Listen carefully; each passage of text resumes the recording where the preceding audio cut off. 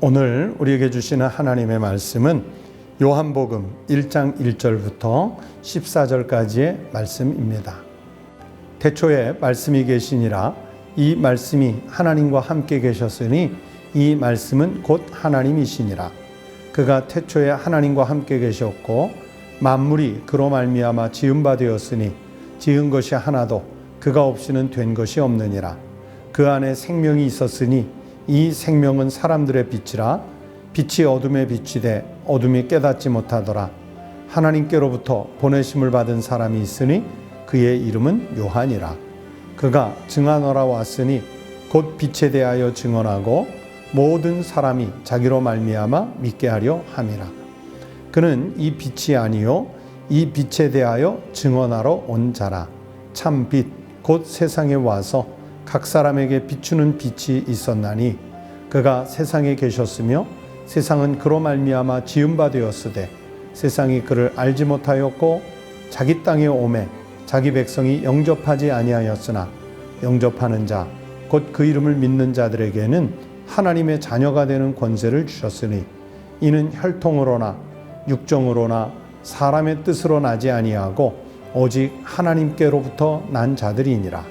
말씀이 육신이 되어 우리 가운데 거하심에 우리가 그의 영광을 보니 아버지의 독생자의 영광이요 은혜와 진리가 충만하더라. 오늘 아침 우리에게 주신 하나님의 말씀입니다.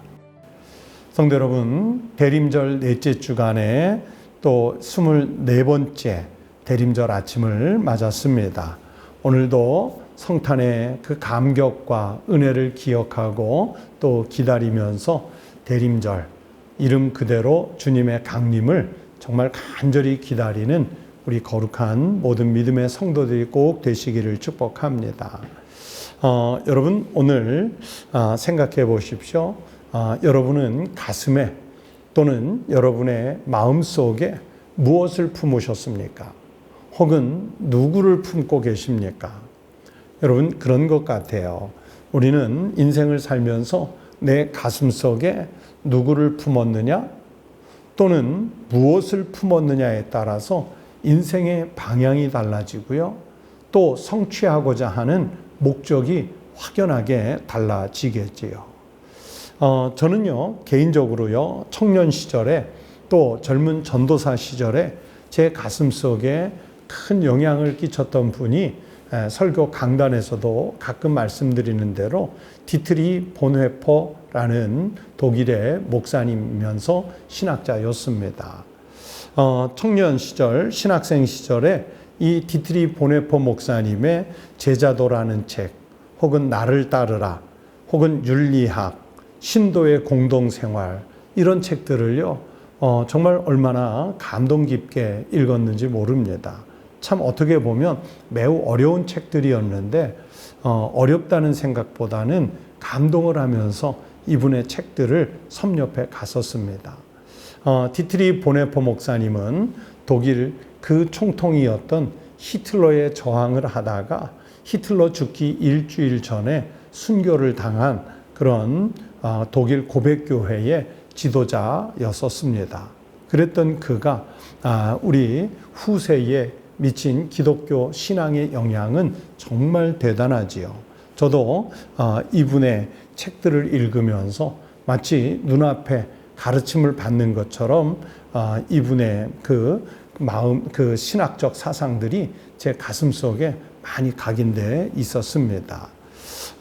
지난 수요일 날, 17일 날, 참 감사하게도요, 우리 교회가 청주 시장님으로부터 표창장을 수여받았습니다.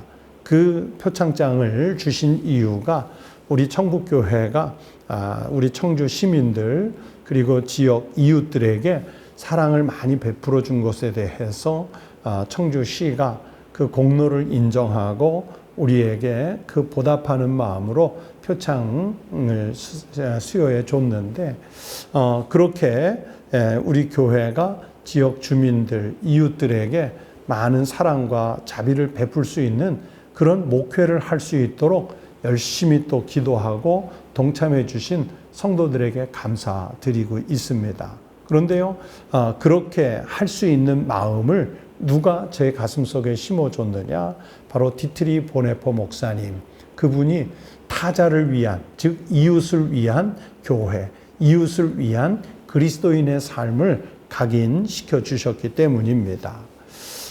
여러분, 그런 것처럼 우리 가슴에 누구를 품었느냐, 무엇을 품었느냐가 우리 인생의 방향을 그리고 내가 성취하고자 하는 인생의 목적을 설정하는데 엄청난 영향을 끼치게 되는 것이지요.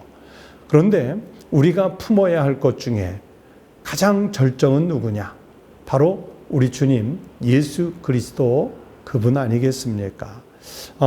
여러분 오늘 본문 중에 요한복음 1장 10절 말씀해 보시면 그가 세상에 계셨으며 세상은 그로 말미암아 지은 바 되었으되 세상이 그를 알지 못하였고 라는 말씀이 있어요. 여러분, 창세기가 태초에 하나님 말씀으로 빛을 지으신 것을 기록하고 있다고 이 대림절 새벽 묵상 처음 시작하면서 말씀드렸죠. 그런데 오늘 이 요한복음은 그 태초에 하나님과 함께 하셨던 그 빛이 바로 예수 그리스도라고 증언하고 있어요. 방금 읽어드린 10절 말씀대로 그가 세상에 계셨으며 그렇게 말씀하잖아요. 특히 오늘 본문으로 읽은 이 말씀은 그 빛이 어둠의 빛이되 어둠들이 깨닫지 못했대요. 세상은 그로 말미암아 지은 바 되었지만 세상이 그를 알지 못했다. 그렇게 말씀하잖아요. 참빛, 곧 세상에 와서 각 사람에게 비추어주는 빛이 있었는데 세상이 자기네들이 빛에 의해 지은 바 됐다 하는 말씀을 들으면서도 모르고 있는 거예요. 그 말씀이 곧 하나님이시고 그 빛이 곧 하나님이라고 말씀하시고 있지요. 그런데 자기 땅에 오신 그 빛을 자기 백성이 영접하지 않았고요. 영접하는 자, 곧 그 이름을 믿는 자들에게는 하나님의 자녀가 되는 권세를 주시겠다고 오늘 본문이 말씀하시고 있습니다. 그래서 이어서 14절 말씀에는 말씀이 육신이 되어 우리 가운데 거하심에 우리가 그의 영광을 보니 아버지의 독생자의 영광이요 은혜와 진리가 충만하더라 이렇게 증언을 하고 있습니다. 여러분, 바로 이 말씀대로요 대림절에 말씀이 육신이 돼서 우리 가운데 오셔요. 우리는 말씀이 육신이 돼서 오시는 그분 그리스도 메시아를 기다리시는 거죠. 그리고 다시 그 생명의 말씀이 우리 곁에 오시고 또 오셔서 왔다가 잠시 머물고 가시는 것이 아니라 여전히 우리와 함께 계시는 말씀이신 줄로 믿습니다. 여러분, 요한복음 1장 특히 오늘 본문 말씀이 감동인 이유가 있어요. 왜 그러냐면 조금 전에도 말씀드린 대로 하나님께서 태초에 천지를 창조하실 때 첫날에 빛이 있으라 하시며 빛을 지었다고 말씀드렸죠. 그런데 천지를 창조하셨던 바로 그 말씀이 우리 가운데 거하시다는 것을 오늘 요한복음 1장이 오늘 본문이 우리에게 제시하잖아요. 그 말씀의 능력이, 그 말씀의 권능이 빛으로 임해서 우리 마음속에 있던 어둠, 우리 현재 살아가는 삶의 자리에 있던 어둠, 우리가 더불어 살고 있는 이 역사 속에 임했던 어둠, 이런 어둠들을 몰아내고 또 그러면서 세상의 죄 가운데서 우리를 구원해 내셔서 생명의 빛으로 인도해 주시는 바로 그 말씀이 우리와 함께 하시는 거예요. 여러분, 말씀이 육신이 돼서 이 땅 가운데 오시는 예수님 안에 참된 생명이 있는 줄로 믿습니다. 하지만요, 주님이 처음 오신 그때에 죄와 무지에 사로잡힌 사람들은요, 그 빛을 알지 못하고 받아들이질 않았어요. 여러분 생각해 보세요. 우리가 춘향전 같은 그 사극에 가끔 등장하는 암행어사 있지 않습니까? 또 어사 박문수, 아주 유명한 그 암행어사도 있잖아요. 이 암행어사들을 보면요, 행색이 남루하지요. 정말 몰락한 양반 같은 모습으로 다녀요. 그래서 어사가 자기 옆에 있어도요, 사람들이 몰라봐요. 그런데도요, 그 어사는 남루한 행색에도 불구하고 당당합니다. 왜 당당할까요? 그 당당할 수 있는 이유가 있겠죠. 그의 가슴에는 자기가 받은 왕명이 있겠고, 또 그러면서 그 왕명을 실행하는데 옮기는데 필요한 마패가 있기 때문입니다. 여러분, 그런데 우리는 어떻게 당당할 수 있을까요? 바로 빛으로 오신 참된 생명 예수 그리스도를 품었기 때문에 당당할 수 있어요. 그런데 예수 그리스도가 이 땅에 오셨을 때 오히려 몰라보는 사람, 죄와 무지에 사로잡힌 사람들은 그 빛을 알지 못하고 받아들이질 못했어요. 심지어 수백 년 동안 메시아를 기다렸다고 하는 이 유대인들조차도 예수님을 영접하지 않았습니다. 암행어사가 여러분 고관 대작의 옷을 잘 차려입고 있다면 아마 주변 사람들이 금방 알아보고 접대를 했겠죠. 메시아로 그리스도로 오시는 분이 왕관을 쓰고 12영이나 되는 더 군사를 동원하고 그러면서 천군 천사가 호령을 막 외치며 그렇게 들어온다면 영접 안 할 사람 누가 있겠어요? 그러나 행색이 남루한 아기 예수의 모습으로, 그것도 가난한 자의 모습으로 메시아가 오신다니까 심지어 그 땅의 유대인들조차도 영접하지 않았고요. 지금도 여전히 죄와 무지에 사로잡힌 사람들은 예수가 빛으로 오신 것을 알지를 못하고 받아들이지를 못합니다. 하지만 오늘 본문을 보세요.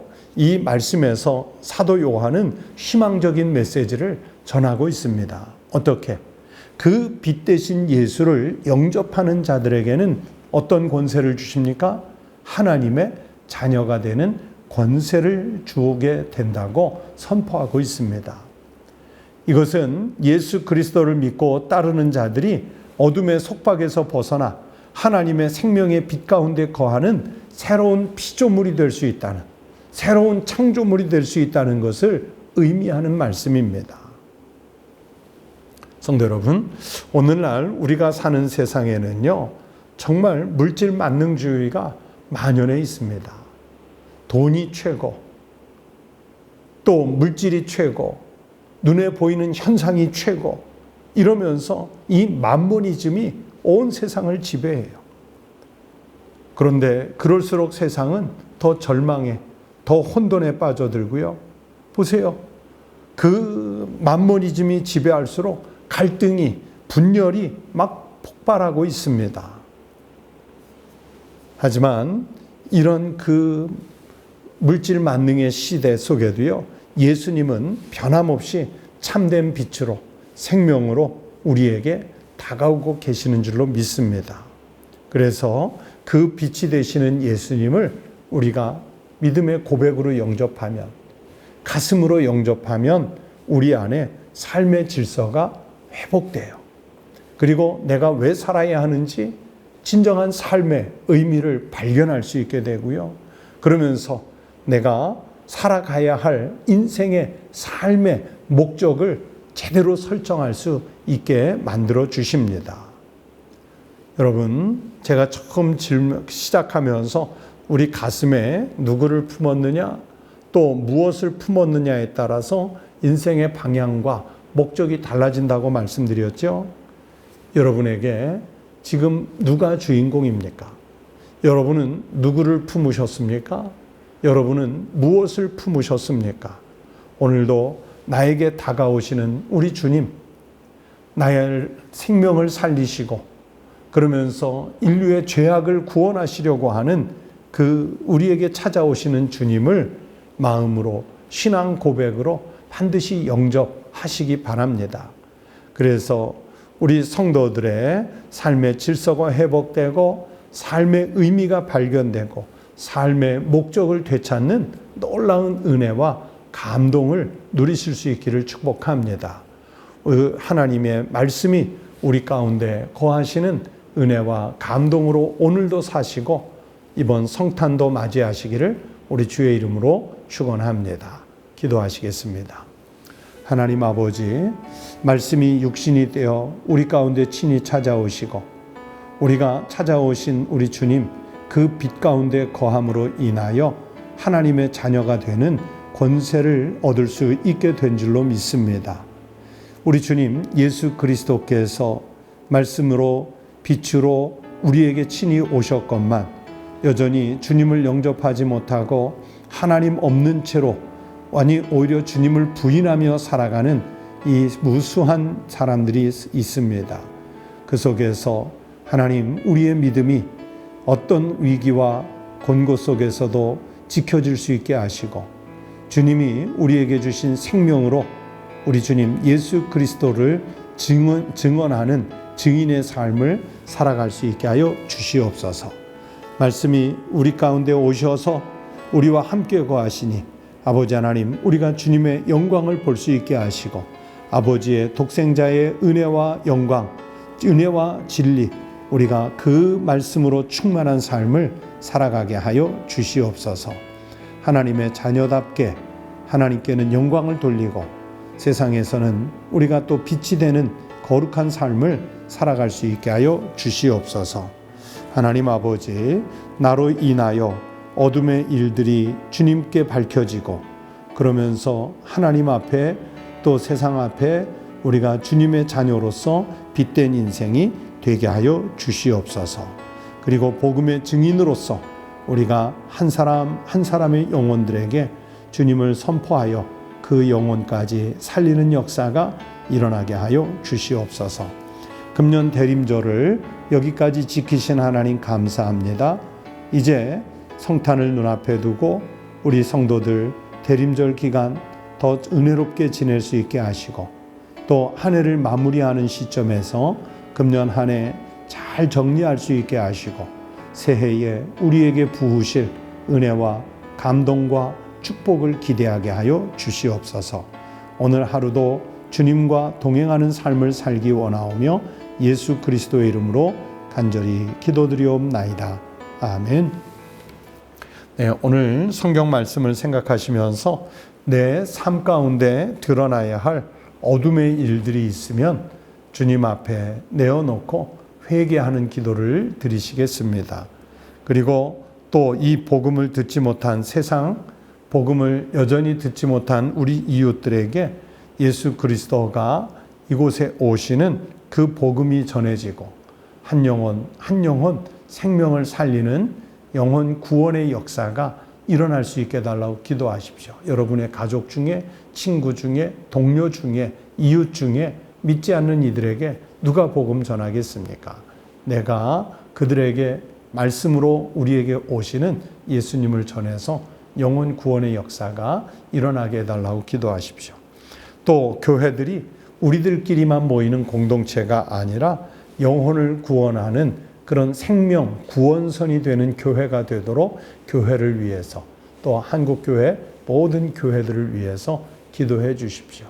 또 여러분의 기도 제목들 그리고 나라와 민족을 위한 기도 제목들 하나님께 내어 기도하십시오. 다 함께 기도드리시겠습니다.